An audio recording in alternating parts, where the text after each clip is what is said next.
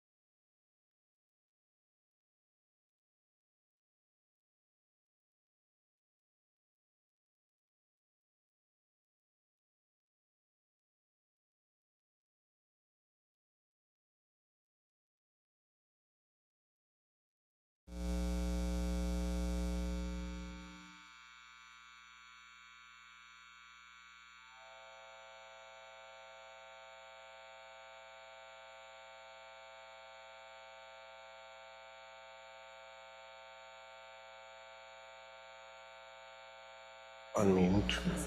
Hello, hello. Okay.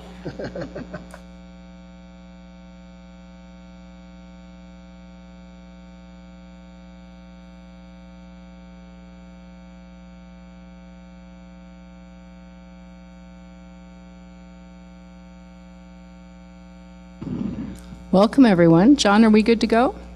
All right. So first of all, major gratitude to our tech person, John Tishy. Everybody give him a big hand.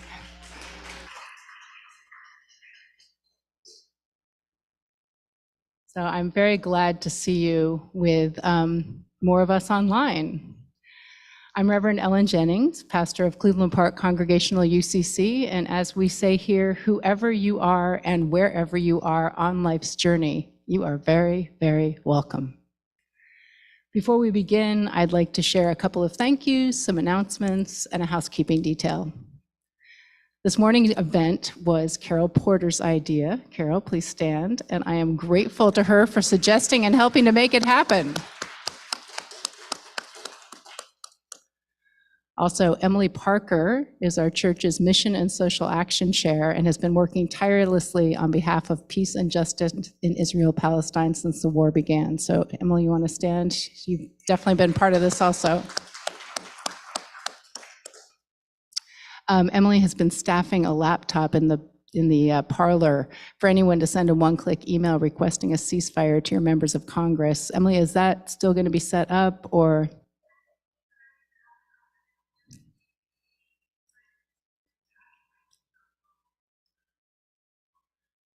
Okay, great. So for those of you online, not that you can do anything about this, but Emily just said that yes, the laptop is still set up so that you can easily sign. And if you live in DC and you don't have representation, you can actually sign a petition that Emily has with her. In addition to that, she has a sign-up sheet if you would like to be part of the CAC, Central Atlantic Conference of the United Church of Christ, Palestine-Israel Network.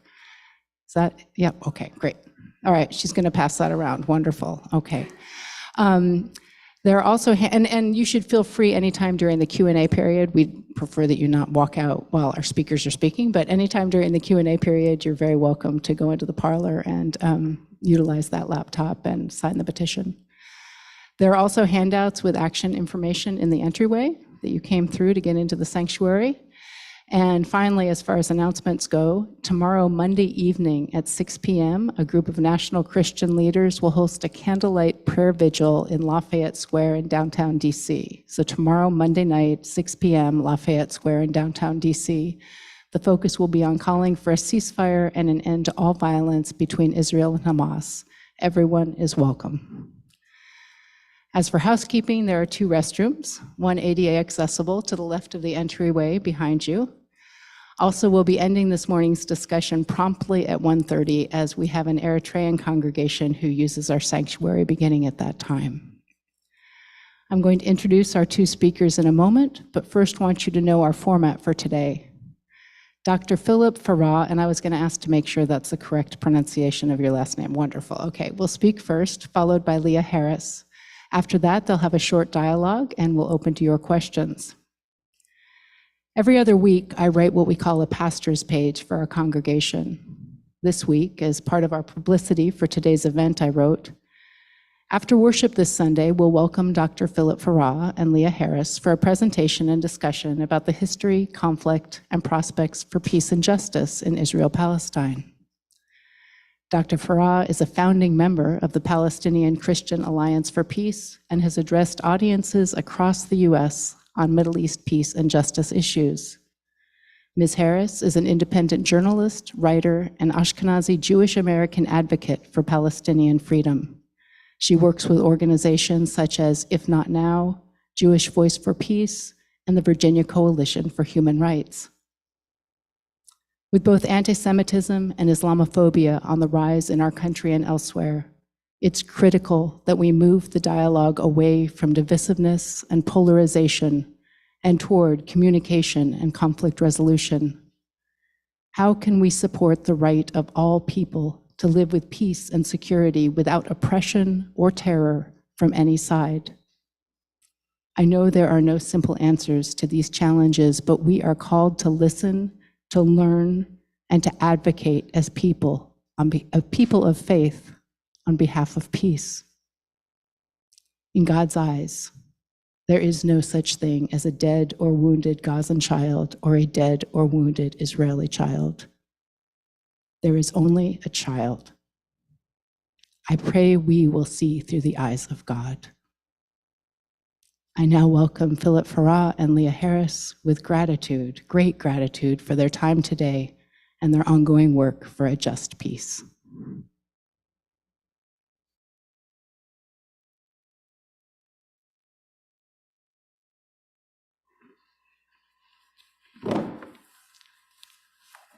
Assalamu alaikum.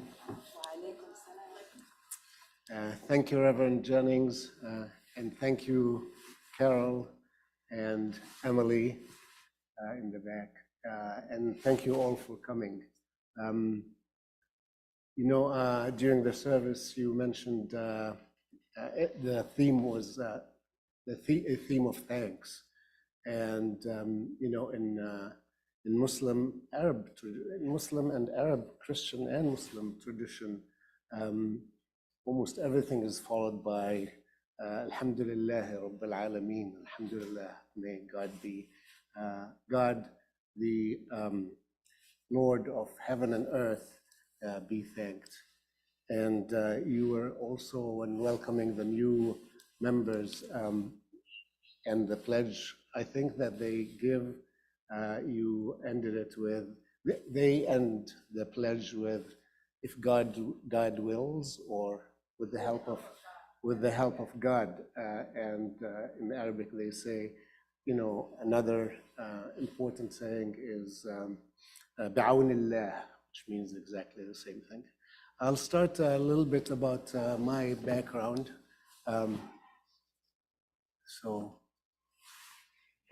We're not quite loud enough, so Oh. I'm going to actually just switch you, and then when it's your turn, I'll switch back, because I know this one was loud enough during the service, so my apologies for Unless that. I have it. Well, let's just try just again, if we But put it a little closer to you. Was it on your pocket before? Yeah. Ah, okay, yes, it needs to here. be up close. Okay, that's right. Here we go. Try that. Okay.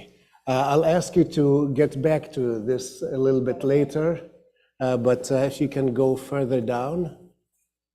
So, yeah, the first one, I mean, the one just before it. Oh, okay, so it's still not working? Okay.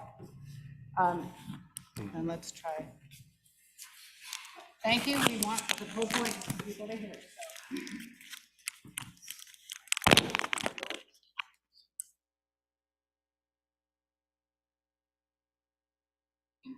Okay. Is this better? I'll try to speak wonderful. louder Okay, as well. wonderful. Thank you. Okay, so I grew up in Jerusalem. I was born and raised in Jerusalem. My immediate family came from Gaza back a long time ago, 1917, but 3 of my grandparents are from Gaza. And this is a picture of St. Philip's Chapel. I was named after St. Philip.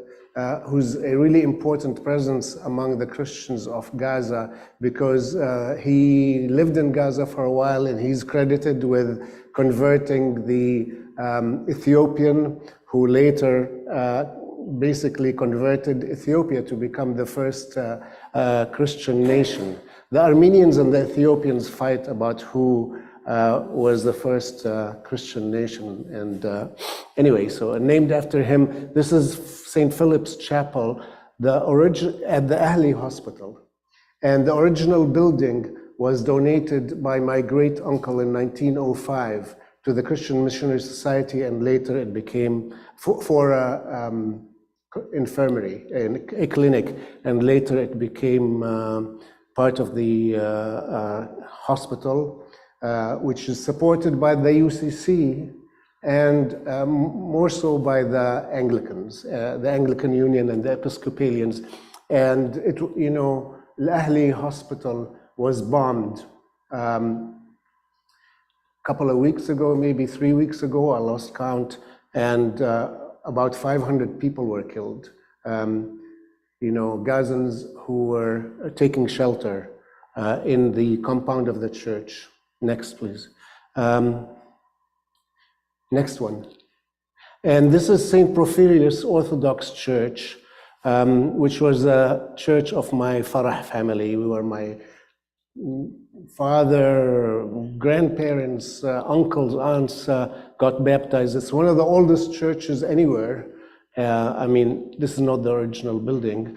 And that compound was also bombed, and many people killed, Christian and Muslim. But St. Porphyrius Orthodox Church and the Church of the Holy Cross, which is Catholic, both churches are now housing pretty much the entire Christian community of Gaza. And 18 people were killed, 18 Christians, and many Muslims as well were killed. One of them, a distant cousin by the name of Sulaiman Tarazi, his house was bombed. He managed to crawl out of the debris and took refuge along with hundreds of Christians at St. Porphyrius. He didn't survive that bombing. Next, please. This is my mom's house in Jerusalem after 48. It was taken over by Israeli Jews, and my mom, of course, like 700,000 Palestinians escaping from the Nakba back then in 48, were never allowed to go back. Next. We took, my family, 4 years before I was born, in 48, took refuge in the Lutheran Church of the Redeemer in Jerusalem. Next, please. This is my father. He had a vow starting in 1933 to walk from Jerusalem to Bethlehem on New Year's Eve, the Greek Orthodox New Year's Eve, and we walked with him. We'd bring our friends, and this is a walk that can't be done anymore because of the checkpoints, because of the apartheid conditions where Palestinians are cantonized, really ghettoized in several ghettos like Bantustans, and movement between Jerusalem and Bethlehem is very difficult except for people who have permits. Next. Al-Ahli Hospital. So next, please. The problem is, did things start in October or 7th? Of course they did not, and what we are seeing now is a replay of so many things of the history of Palestinian people. This is a quotation from Benny Morris, who is one of the leading historians of Israeli historian. And he really actually considers himself part of the left. And he had an interview in Haaretz with Akiva Eldar, I think, a prominent Israeli journalist. And he talked about how Ben-Gurion gave an order. Ben-Gurion, the leader of the Jewish forces in 1948, gave an order for basically the ethnic cleansing of Palestinians. And so this is what he wrote in one of his books. Next, please. But then he said, so 700,000 Palestinians were forcibly expelled from their homes and never to return, right?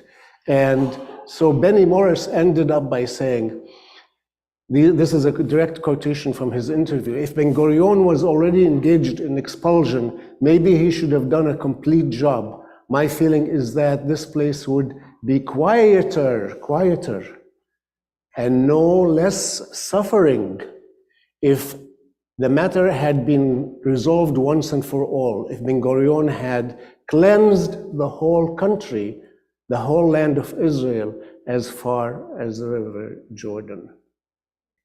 So, this is really not new, and it has been happening in dribs and drabs throughout the period of 1948 to the present, and now we see in 1948, 700,000 people were expelled, became homeless, never to go back, and ended up as refugees or living in refugee camps. My family was one of the luckier ones.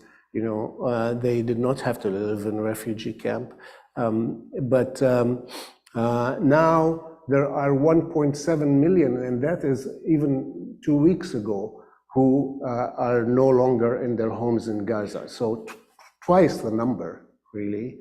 And, the massacres that happened in 48, especially the best known of them was Deir Yassin massacre, a village near Jerusalem. But many other massacres which forced my family left their home right after the news of Deir Yassin massacre. By the way, Einstein and Hannah Arendt, great and other prominent Jewish thinkers, wrote a letter to the New York Times back then in 1948, condemning the horror of the Deir Yassin massacre. There were several massacres in 1948, but they were not as well covered in the media. Now we are seeing these massacres, in real time, one after the other. I hardly watch the mainstream media because, frankly, it makes me sick, all the bias that you see on the news. You know, the top item is always like the hostages that were taken by Hamas, and you know, and of course that's a tragedy for their families, for the people who were killed on October 7. But you know, but the killing of thousands of Gazans is never the front page item. Now, of course, you know, after all this that you see, I hope you see. Well, it's not pleasant, but you know, after all of this, maybe you'll get some lines about how many people, how many Palestinians have been killed, how many children, how, you know, kids in incubators are, and so. What is the answer to all of this? And you know, we hear over and over again when we talk to churches. My group, Palestinian Christian Alliance for Peace, focuses on, you know, on advocacy for Palestinian rights and for a just peace between Jews and Palestinians. But when we go to churches, we are told, oh, we don't want to, you know, get involved in politics.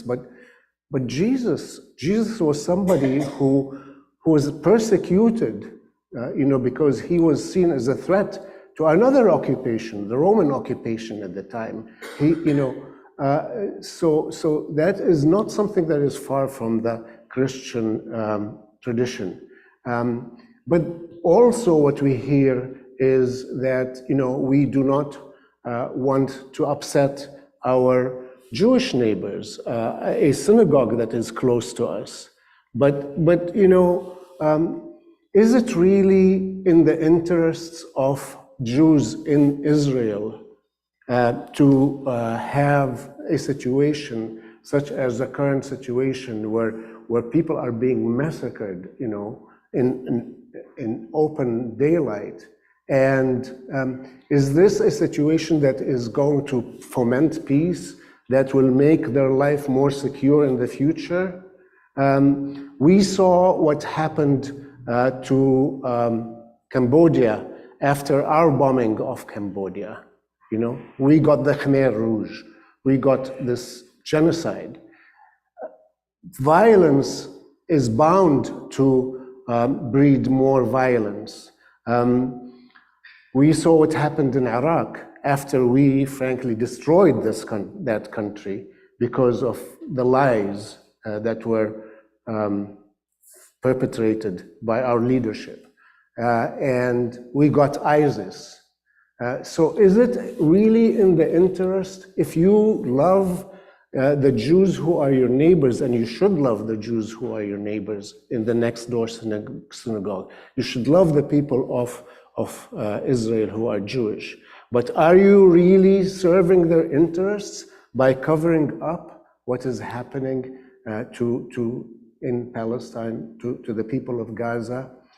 How would have things been different if, instead of the bias that we see in the media every day, if the media was really telling you what was happening in Palestine, which they were not telling you about the checkpoints. They were not telling you about the 17-year of siege in Gaza, where the Weisglass, the advisor to, I think it was Sharon at that time, I'm not sure whether it was Sharon and Netanyahu, or Netanyahu, was saying that we're going to put the Gazans on a diet so that they barely will not starve.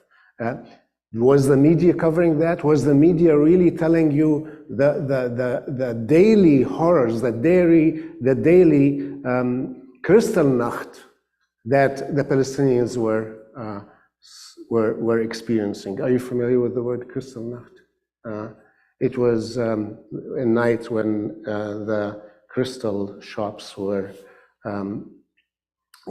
destroyed by the Nazis in where was it? Which city? I'm not sure. Berlin. Yes. So you know, this was a daily happening in pogroms like the pogrom in Hawara, and we were not listening to the plight of the Palestinians. So yes, be loving towards your Jewish neighbors in the next door synagogue, to the Jewish people who live in Israel, but not at the expense of the Palestinian Christians. Used to be like 8% of the population of Gaza. Now they are less than 0.1%. It is an ethnic cleansing that grinds slowly, but and it has done that, like I said, in dribs and drabs, and then we get the dramatic events of now, where the hospitals have become a place of murder and assassination. Next, please. I just want to go through some of the and part of this. Don't pay attention to the presentation. You'll get confused. There are too many slides, and I can't go through all of them. But the answer is for Israel to see not to see itself as part of. Israel does not see itself as part of the Middle East, as part of the Levantine, as part of this predominantly Arab neighborhood. There is this racist attitude that we are part of Europe. We are part of it's a Eurocentric ideology that really was behind the creation of Israel. If you are familiar with the writings of Herzl, you will see that he actually had a racist attitude towards the Jew from the shtetl. I could read you quotations from Herzl where he describes the Jew of the shtetl in almost racist terms,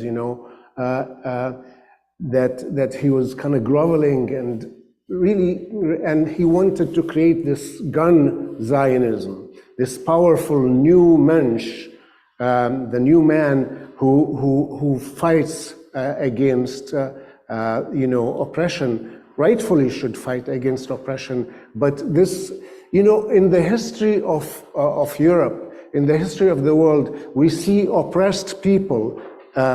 In Europe, for example, some denominations that were persecuted and who fled from the persecution to colonies in the third world, created South Africa, and there they became oppressors. They were oppressed, they were fleeing from oppression. It's not new. It is not new. These were people who were persecuted in their home countries, and then they go to South Africa and they persecute the blacks. Then they go to America and they do ethnic cleansing. And then they, do slavery and the like, because they don't see themselves as neighbors. They are rightfully fighting against oppression. They're rightfully fighting against persecution. But then this gun ideology of taking over by force takes over, and they become oppressors. If you are Israel is driving drunk with power and with the fear that they experienced after the Holocaust has turned into a mentality where we have to be powerful and oppress our neighbors because they're going to hurt us. If Israel is driving drunk, and if you feel love for all people, including the Jews, the right thing for a friend is to take away the keys. Thank you.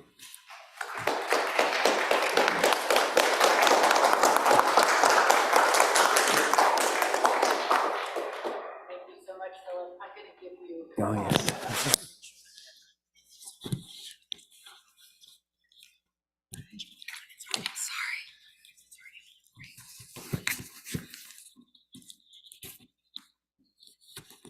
All right, can you hear me okay?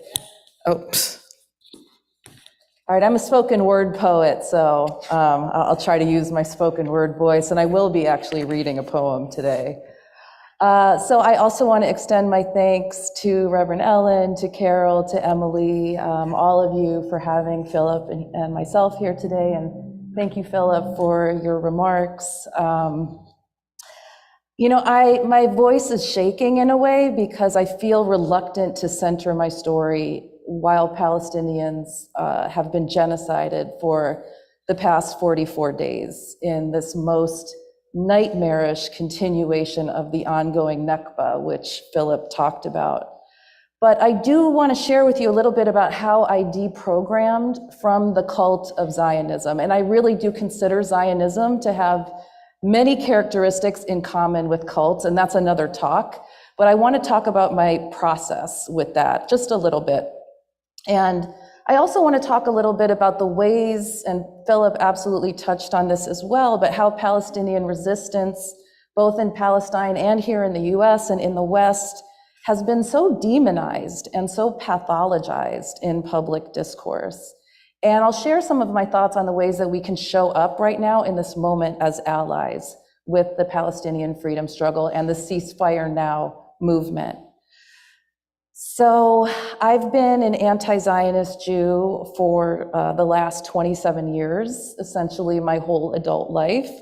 And it really was not an inevitable path for me because I grew up in a staunchly Zionist family. We're from Milwaukee, Wisconsin. We emigrated from Poland in the Ukraine in the early 20th century. And in the Milwaukee Jewish Museum are pictures of my family blown up the size of a wall at a Zionist fundraiser in the 1940s. So just to give you a sense of that. But somehow I think I was born with some kind of anti-authoritarian streak to where I was really able to question the narratives that I was raised with. And I'm a product of American Hebrew schools that taught me, along with the Shabbat prayers, to memorize Israel's national anthem. These things were inseparable in my Jewish education. They fed me lies such as that Palestine was a land without a people, for a people without a land. I'm sure you all have heard that phrase. And that really, implanted the idea that the horrors of the Holocaust justified the Zionist settler colonial project. I was taught that Jews have been hated throughout all of history, always have been, always will be, and that Arabs and Palestinians similarly hate us with this irrational, and I put that in quotes, hate and want to kill us. I remember watching the first Intifada on television at the dinner table as a young teen. And I knew that I was supposed to identify with the Israeli side, but honestly, silently, I identified with the youth, the children my age, who were throwing stones in resistance to Israel's tanks. And I'll also add, when I was 16, my family wanted to send me on the birthright trip, which is an all expenses paid trip to Israel, where there is further indoctrination that occurs for young American Jews, but I actually refused. I kind of showed a little bit of my own resistance there. And fast forward to 1996, I had the opportunity to do a year abroad in college, and I chose to do it in Cairo, Egypt. And there I began an in-depth study of the Arabic language, and that really was my gateway to deprogramming from the lies that I had been told. And I was exposed to narratives and human connections that the overwhelming majority of Western people did not have then. And it really was in Egypt that my re-education began. And so I had a few friends from college who were Zionists who went to Israel, to Jerusalem, for their year abroad, and they were very, very worried about me being in Egypt. And they begged me to come visit them over the break, one of the school breaks. And I was curious. So with the unearned privilege of my American passport, I accessed a land that Palestinians whose families, like Philip's, had lived on for generations and had loved and tended to for generations, were prohibited to return to. It was easy peasy. I just walked right in. My friends signed me up for a series of re-education seminars that aimed to turn American Jews into religious Zionists who would make Aliyah or emigrate. But they failed on me once again. And it really was in Israel and Palestine that I came into direct contact with the racism that Philip was talking about, this vehement, vicious anti-Palestinian and anti-Arab racism that has been systematically fostered among the populace. And whenever I told Israelis that I met that I was living in Egypt, they looked at me as if I was mentally unstable. And they said to me, how does it feel to be surrounded by Arabs, right? As if, right, they themselves are not surrounded by Arabs. And again, I'm not saying all Israelis are like this, and I'm want to reference the people who are speaking out right now about this, against this oppression and for a ceasefire in Israel, in solidarity with Palestinians. But I did not encounter people like that at that time. And so I was really horrified by the racism that I sort of vicariously experienced. And so I spent the rest of the trip, I kind of ditched my friends, spent the rest of the trip in occupied East Jerusalem, talking to Palestinians, getting to hear their stories. And it was there that I was introduced really in a significant way to the freedom struggle. And I became an anti-Zionist, and I've never looked back. And in 2003, I co-led an interfaith peace builders delegation to Palestine. Maybe some of you have heard of that organization. And I witnessed in much greater depth Israel's apartheid state for myself. And now you don't have to go on a delegation. Thanks to social media, it is being brought to all of us, as Philip said, in 24/7 real time. But I can say to see the occupation as for yourself rearranges who you are as a human being. It did that for me. No one who witnesses that brutal reality should remain unscathed or unchanged. And I just want to share a poem that I wrote on that trip when I was visiting Kalandia checkpoint. And that is the one that connects occupied Palestinian West Bank with East Jerusalem. And I read this poem because ethnic cleansing is now also happening in the West Bank. And over 200 Palestinians have been killed since October 7th, and nearly 3,000 have been imprisoned. And I wrote this poem, it happened to be Holocaust Remembrance Day, or Yom HaShoah in Hebrew. And on this day, Israelis, they blare sirens all throughout the country, right, in commemoration. And I refer to Mr. Sharon and Mr. Bush in this poem because it was 20 years ago, but it could have just as easily been written today, swapping out the names for Mr. Netanyahu and Mr. Biden. Yom HaShoah at Kalandia. Watching Kalandia from up above, the Yom HaShoah sirens still ringing in my ears, I am assailed by hundreds of horns, honking, wailing, screaming. How this place confounds the senses. The sights and sounds of occupation abound. My thoughts cannot compete with this cacophony of madness. Watching Kalandia from 20 feet up, workers trudge steadily ahead. Mothers grapple with too many bundles, balance babies on their hips, grasp tightly to the hands of their children. Uniformed students struggle along, lug books in crooks of arm, trucks and vans and carts, cars loaded with VCRs, stereos, lettuce, apples, newspapers, herded into narrow places, zones of daily harassment and oppression. The trucks belch out smoke black in protest of this confinement, struggle around blocks, concrete, painted upon them blue Magen Davids, symbol of my Jewish people, transformed into symbol of oppression, object of fear here in Kalandia. At Kalandia checkpoint, all who must pass, all who can pass, negotiate this space, 1 inch, 1 step, one indignity at a time. How many bullets have whizzed down this narrow passage, sinking their way into flesh and bone? How many humiliations lie deep in the stones, dropped from the hands of little boys on this roadblock eyesore of shame? Mr. Sharon, Mr. Bush, what hell have you wrought here? I whisper, shout, sob through the gaping holes in barbed wire fences. My words drown in a chorus of sirens and horns blaring, the roadmap of this haunted land, inked with blood on concrete and soil. And I want to end in my last few minutes talking about the role of allies in solidarity with the Palestinian people right now, this time of genocide. a word that most of our elected officials still cannot bring themselves to utter. And I want to decenter my Jewishness and center my humanness, because to center my Jewishness at this time is to legitimize this debate, right, that Philip referred to, about who gets to denounce this genocide and whether it's anti-Semitic to do so, right? I want to, get to this concept that as a Jew, I have more legitimacy to speak up about this, because we're being told we're not even Jews anymore if we speak out about this, right? There was a fatwa issued against us in the Jerusalem Post saying those of us who denounce this genocide should no longer be considered part of Klal Yisrael, or the Jewish people.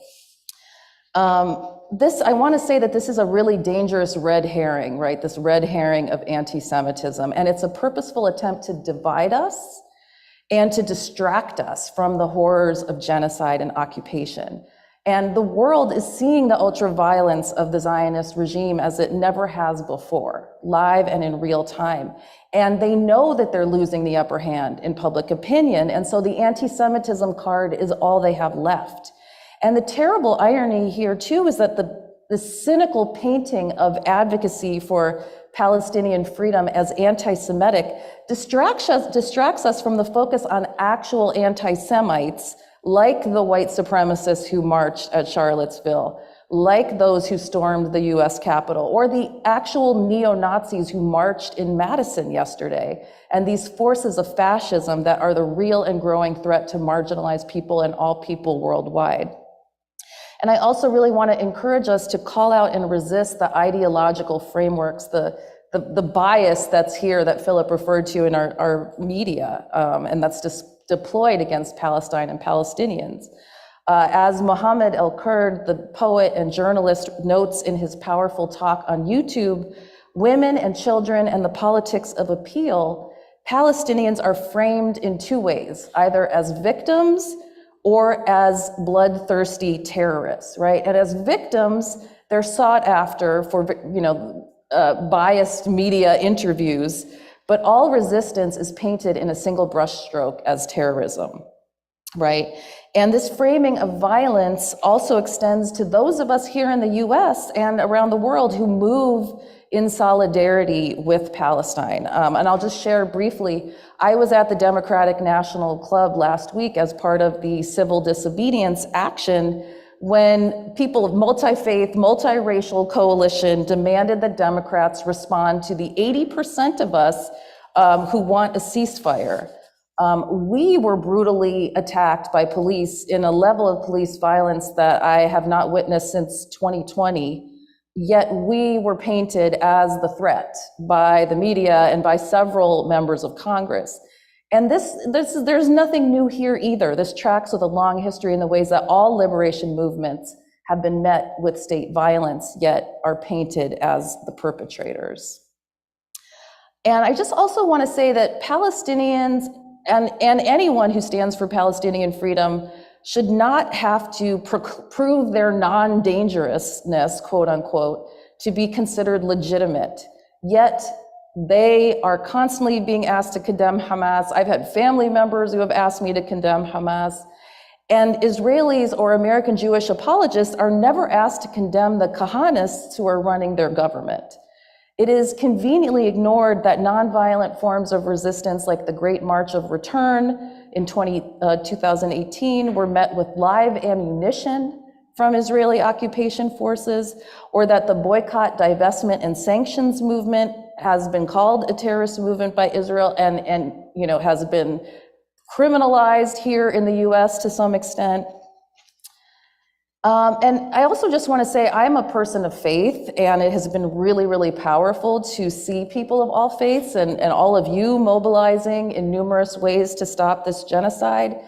And I could go on and on about the Jewish values that I was raised with, tikkun olam, or repairing the world, pikuach nefesh, which is the duty to save a life. But I actually believe that the Palestinian liberation struggle is not a Christian, Muslim, or Jewish imperative, but a human one. It is faith in action to stand up for Palestine and to end this genocide. As the Palestinian people are telling us in their increasingly desperate voice notes and videos, we cannot stop speaking out about Palestine.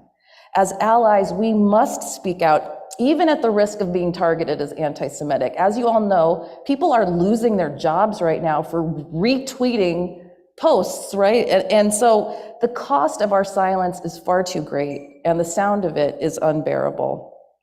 Solidarity in this moment means continuing to engage with our legislators, even as they're coming out with watered down statements after 15,000 people have been killed. We have to put the pressure on and continue mobilizing in the streets as we can. And to people who say marching is not important, Palestinians on the ground have told us that they see our rallies and our marches, and they see the numbers turning out, and it makes them feel less alone, and it gives them a tiny glimmer of hope in the midst of this nightmare. Solidarity also means amplifying Palestinian voices on social media, even as the algorithms and these tech companies are attempting to suppress their voices. Every like, every share, this matters, and they're asking us to do this.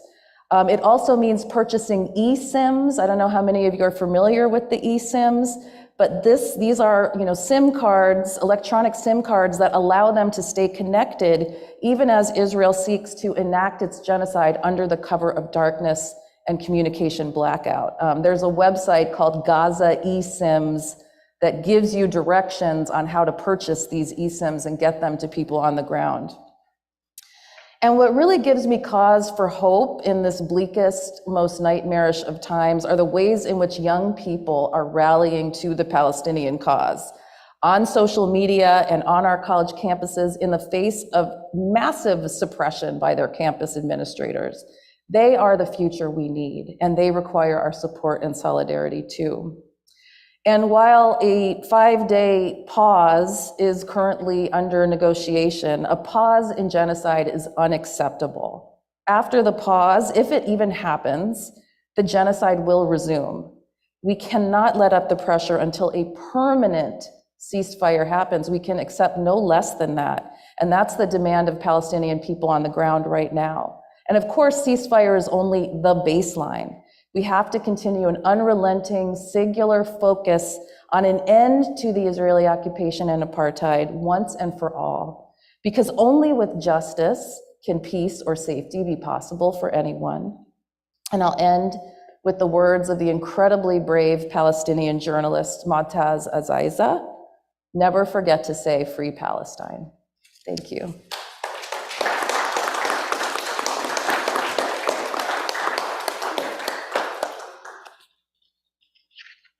So thank you both so much. And what I'm wondering is if you have any questions or comments you want to share with one another, and then from there we'll move directly into Q&A and conversation with everyone here.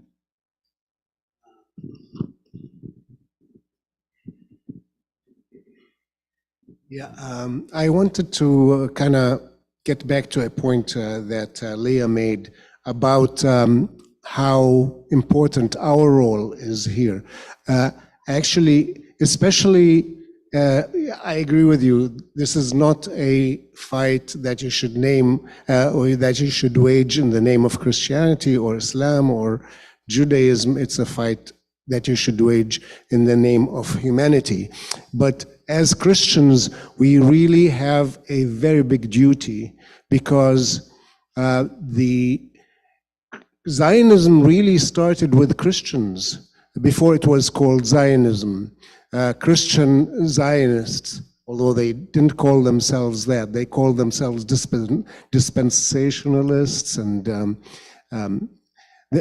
and they preceded Herzl and the Zionist movement by a long time.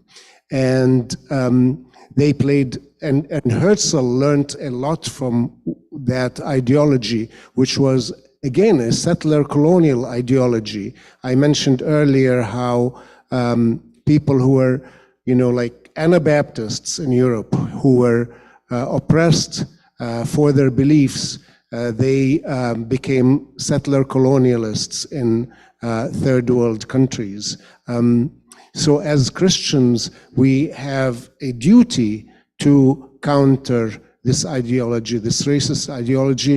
And the UCC has actually, in your last General Synod, voted to, how do you call it, passed a resolution naming Zionism as, Christian Zionism as a sin. But also the point that Leah made, you know, Israel does, although 60% plus, I think well over 60% of Israeli Jews are from, are Mizrahim, from countries that are from the East, Arab Jews, and Iraqis and Moroccans and even Indians and Somalis, Ethiopians.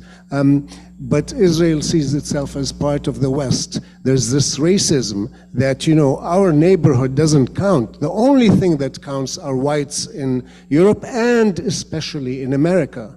And once, like I said, taking away the keys is so important. It was very similar in South Africa.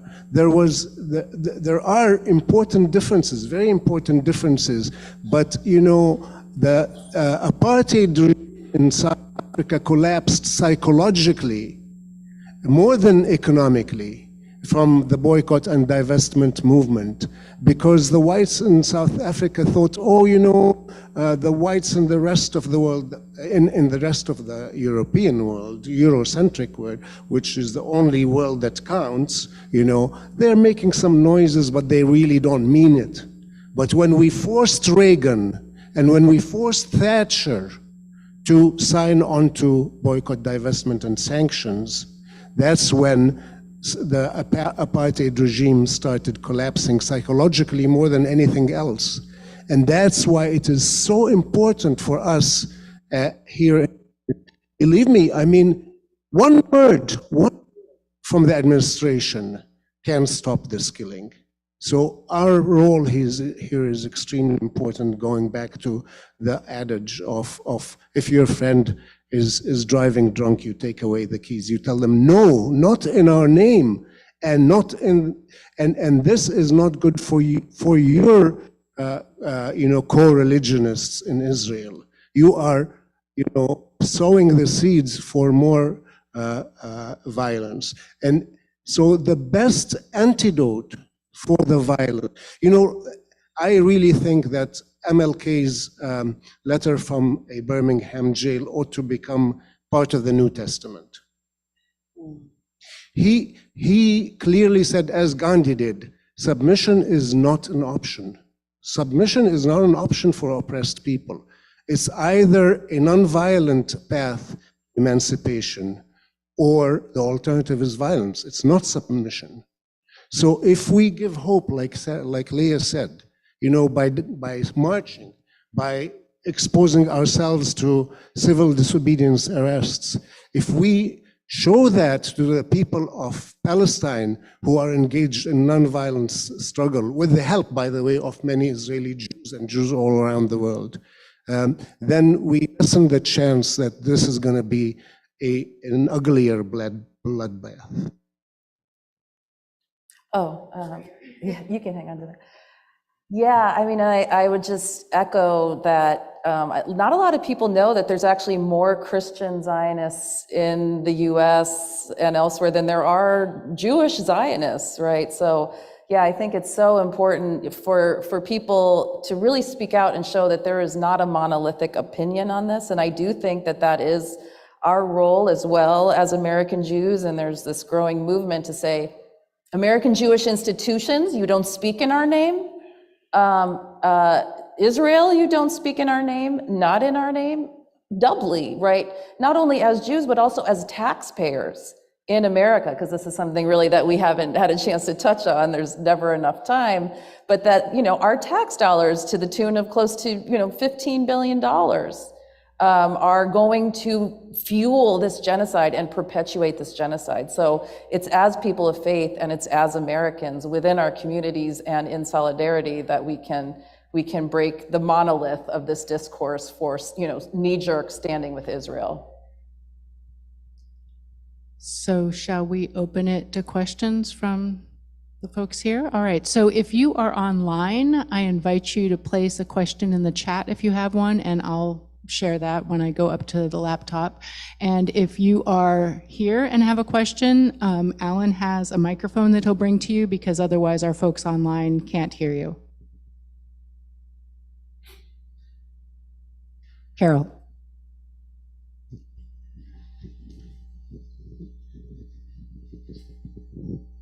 Thanks. Thank you, everyone, for coming to this forum. I have a question. I've been seeing a lot of things on television. I see it through the lenses of the media. You got to speak right into it. Can you hear now better? Yep. Thank you for coming today. I, like many of us, have seen all the television images, and we see the newspaper and platforms of social media. The latest talk has been back to the quote-unquote two-state solution, and this is to both of you. If that, you think that is possible, if it could happen, what would that look like for the Palestinian people? Please, kick us off. You know, I was in favor of the two-state solution when there was an agreement, the Oslo Agreement, and I was out of step with some of my friends and Palestinian intellectuals like Edward Said, who were against it.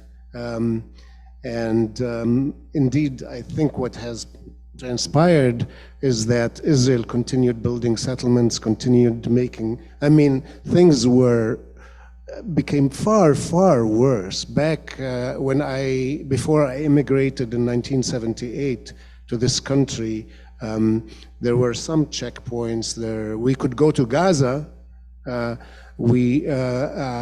My neighborhood was still, intact, and now I go to where I lived in Jerusalem, and it's completely surrounded by settlements.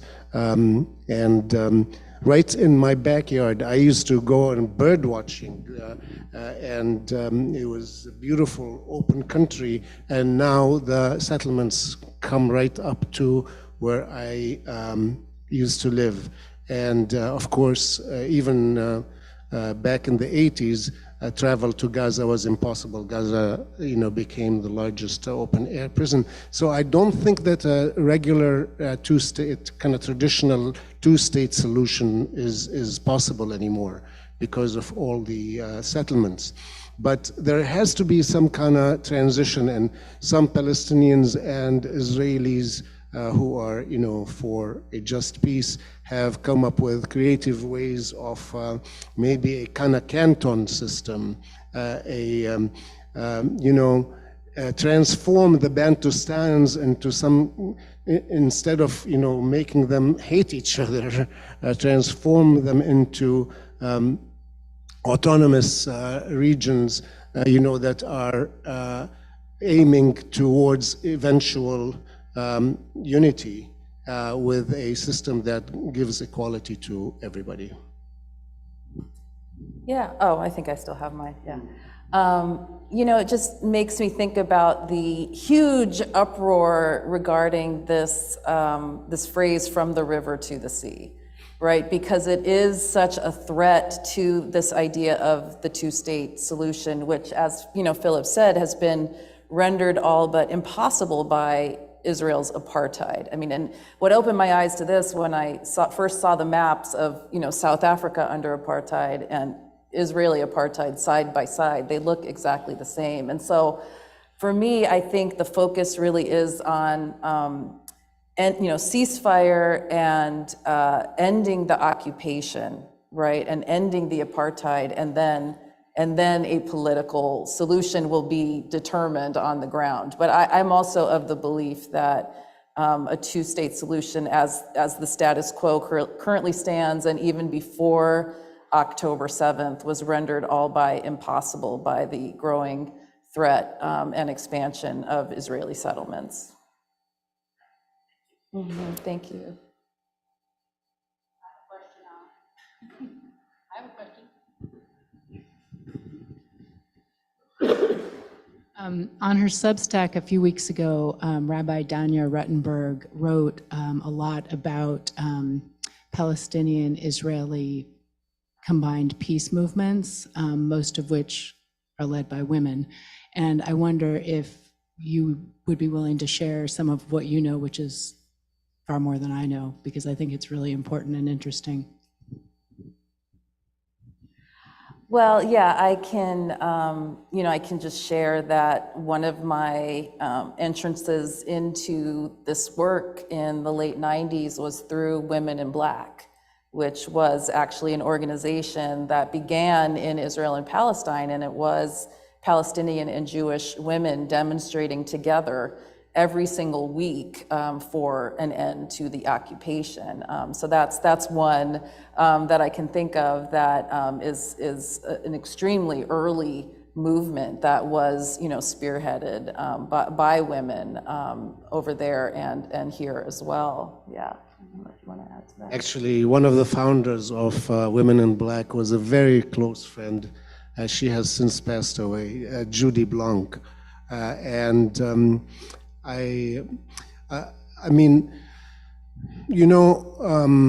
Opposition by Jews to Zionism is not a new thing. Right from the outset, there were the Orthodox Jews in America were predominantly against Zionism.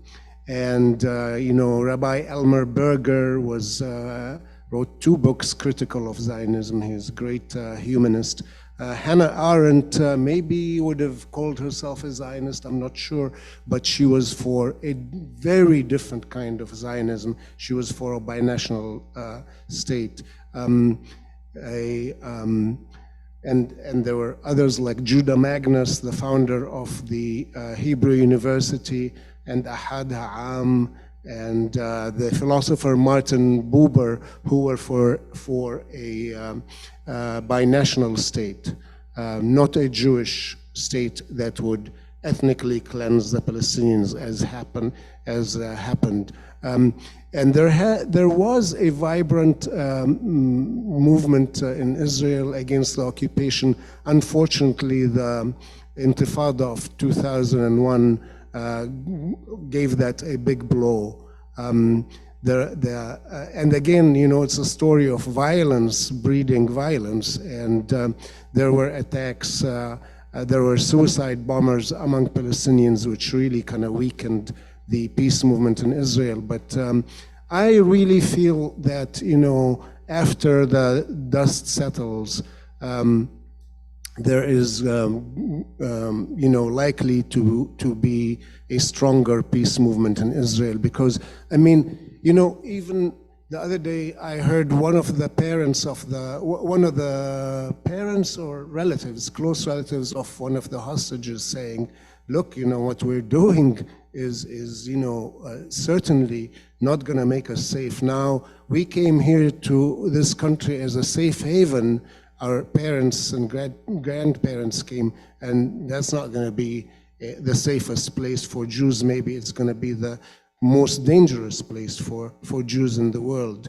And of course, but there are still very, very important voices in Israel. Haaretz has some writers who are really, who don't think much differently from the way I do, and Israeli Jewish writers, and there are people like Ilan Pape, and there is 972, which is an online outlet, which is fantastic. And so I think that movement is going to grow, but also connect more and more with the Palestinian nonviolence movement, which you never hear about in the mainstream media. If you do, it's meant as, another facet of anti-Semitism. And, that as we have explained, is something that people are not buying it anymore. Especially a lot of young Jews are as you know, the biggest critics of Israel now, subjecting themselves to arrest in Grand Central Station. When I saw that 400 people got arrested in New York Central Station, you know, it brought tears to my eyes. And that's a huge threat. Again, you know, when churches, mainstream American society, not crazy leftists, you know, like the UCC adopt a resolution calling Israel an apartheid state, that is an act of love. That is not anti-Semitism.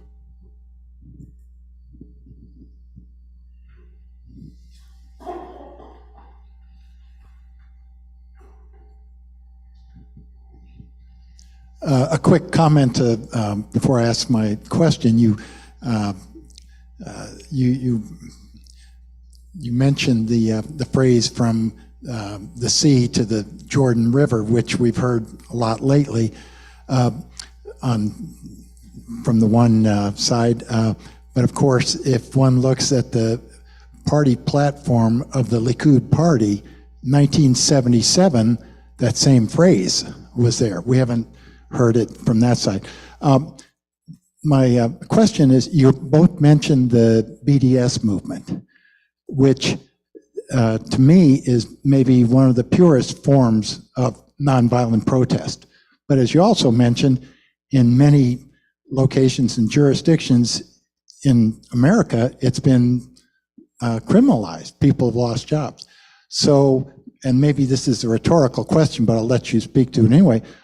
If that is not a tool that we can use, where does that leave us, and what are other options then? Yeah, I mean, I think it still is a tool we can use, and that we should use, in that it's, yes, there are risks to doing so. You know, I had an opportunity to speak at a conference in Texas at a university, and they made me sign a form in order to speak there, pledging that I was not part of BDS, or I forget exactly how it was worded. And I said, I'm not coming to speak at your event. You know, I forewent a professional opportunity and income because I refuse to be complicit in that. And I think, yes, there are risks, but I think if there's ever a time to take risks, you know, that this is it. And that we can still absolutely, you know, support the BDS call, boycott the companies that they're suggesting we boycott. And that is, as you said, something that is essential, you know, to a nonviolent resistance movement. And I think we still can take part in it. So that would just be my opinion on it. Thank you. Yeah, and I don't have the exact facts at my fingertips, but you know, there are 33 states that have rules now, regulations on the books that penalize advocates of boycott, divestment, and sanctions in different ways, like making people essentially sign a, how do you call it, a loyalty oath to Israel as a condition of having a state job or getting a grant for a university or anything. And my understanding is that these laws, regulations, I don't know what the legal definition is, are actually being used as a model, you know, for penalizing other forms of boycott, you know, related to, or divestment, like the oil industry is lobbying to use this precedent against the Palestinians to penalize advocates for divestment from the fossil fuel industry, to use this against, you know, boycotts of, you know, fossil, you know, different products. Again, I don't have the exact facts, but there have been instances actually where this precedent has been used on, you know, causes that have nothing to do with the Palestinian-Israeli situation. We are really, what we are doing, you know, is Israelizing our, you know, democracy. We are, you know, restricting speech in all kinds of ways and as Leah has mentioned examples of that. I just also wanted to, I want to just add a quick thing to that as well. I was really, really heartened. I think you all are aware that Columbia University banned Students for Justice in Palestine and their Jewish Voice for Peace chapter. And I think it's now up to, 40 organizations, other student organizations, standing in solidarity with them, demanding that the university divest from any kind of, investment in Israel. So, people are continuing to use that tactic in new and creative ways. Hi, can you talk a little more about Christian Zionism, if that differs from Jewish Zionism, and what we can do to not be complicit in that? Please sign up for, when I think some of you have signed up for a mailing list for UCC PIN.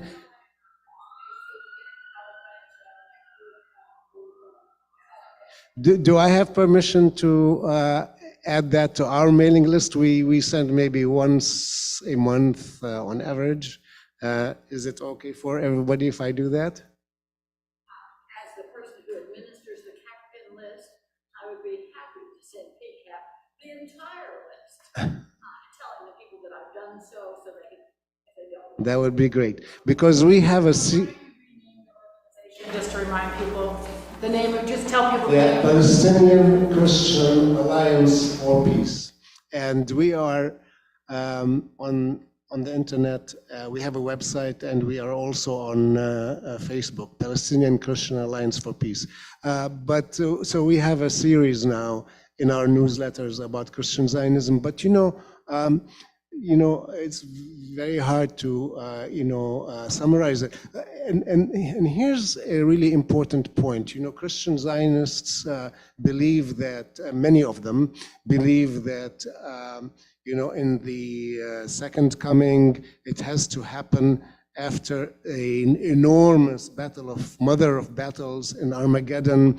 And after that battle, the forces of good will quash evil, and Christians will all go to heaven, and anybody who does not convert to Christianity, like Jews and Muslims and others and communists, will go to hell. This is the kind of racism that Christian Zionists have against not only Arabs or Muslims, but also against Jews. And they are the biggest allies of Israel. And Israel has aligned itself also with openly anti-Semitic forces like the president of Hungary, who is, a how do you call it, a card-carrying anti-Semite, and he's considered one of the best friends of Israel.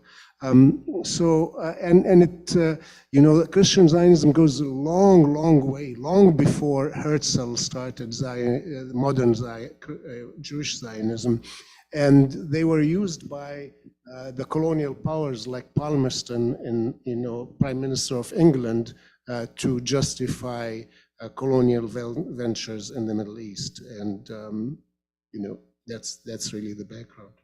Yeah, I would just add to that, there was that Stand with Israel rally that happened last Tuesday, and it was tremendously controversial that they had Pastor, I don't know how you pronounce his name, Hagee, who, is a huge Christian Zionist leader in the United States, and there was a tremendous amount of outcry over that, but it really just goes to show how deep this alliance runs, and he is a known anti-Semite, a known Islamophobic preacher, and they proudly had him up on that stage. So it gives you a sense of this very unholy alliance.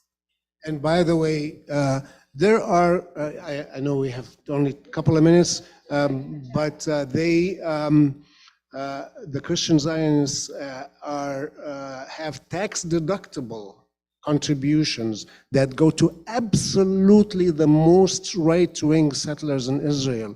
They are propping up, people who, the Minister of Finance of Israel, Bezalel Smotrich, refers to himself as a proud homophobic fascist.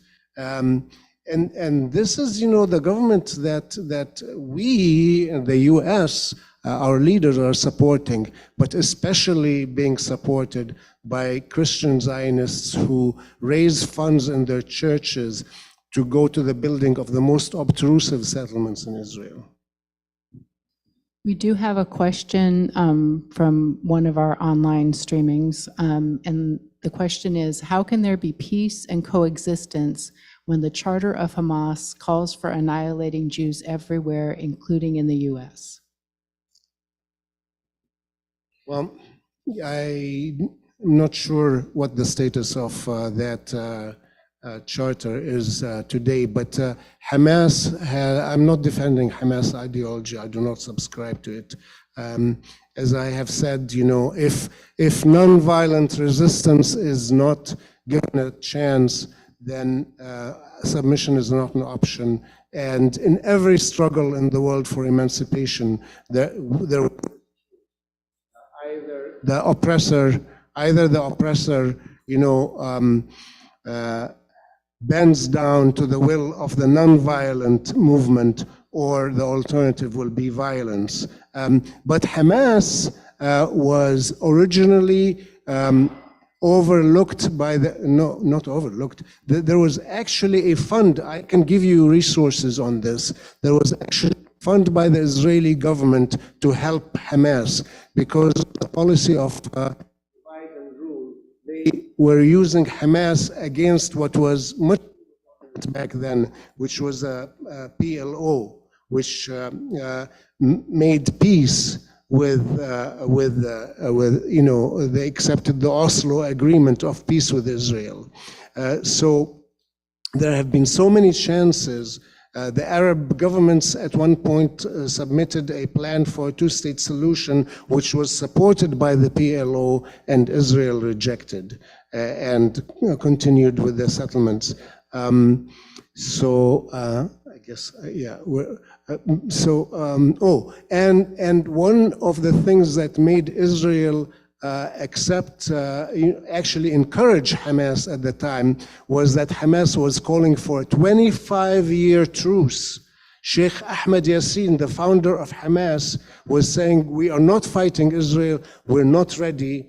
At the time, his ideology was, hey, before dealing with Israel, we have to clean ourselves, to bring back the correct Muslim path to all of the Arab world and the Muslim world, and we should have a 25-year truce with Israel, and then later we'll deal with Israel.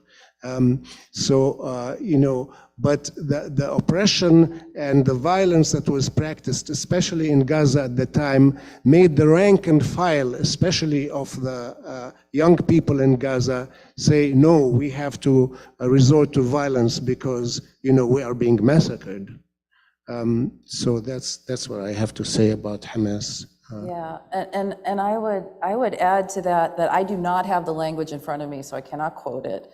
But Hamas has since amended their charter, and it does not say that actually anymore about the killing of all Jews around the world. And I think that's a really important, we need to kind of question when we hear these things repeated over and over again. My understanding is that the charter has since changed from what is nonstop quoted in our media and by Israel.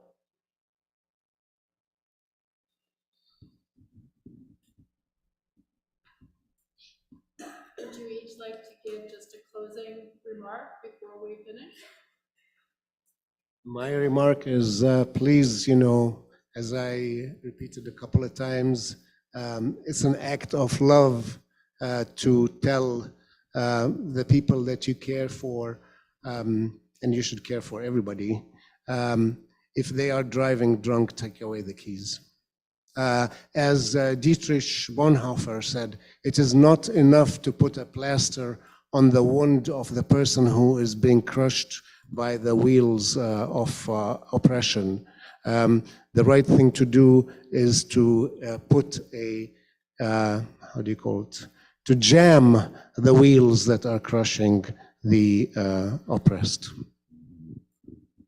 Yeah, I just would add to that, like I said in my remarks, just please keep speaking up for Palestine in any way you can. Have these conversations with the people in your life and with the people that we have elected, and just to find any way possible to keep and stay engaged in the struggle, because we need every single person to show up right now and ongoing until this occupation ends and there's a ceasefire and this genocide ends.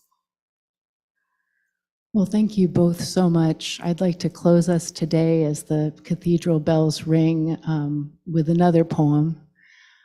This is a poem in a pantoum form that I wrote a few weeks ago called Pantoum for Palestine and Israel. His name was Moshe, or was it Mohammed? Black hair, snapping brown eyes, big heart. Both funny and smart, though he didn't like to read. He loved riding his bike, daring red at high speeds. Black hair, snapping brown eyes, big heart. He wasn't a small boy, just a small boy. His brothers babied and brought him treats. He loved riding his bike, daring red at high speeds. He wasn't a small boy, just a small boy, covered in dirt wherever he played. His brothers babied and brought him treats, both funny and smart, though he didn't like to read. When they pulled him out, he didn't look hurt, covered in dirt wherever he played. His name was Moshe, or maybe Muhammad. Peace, salam, shalom, may it be so.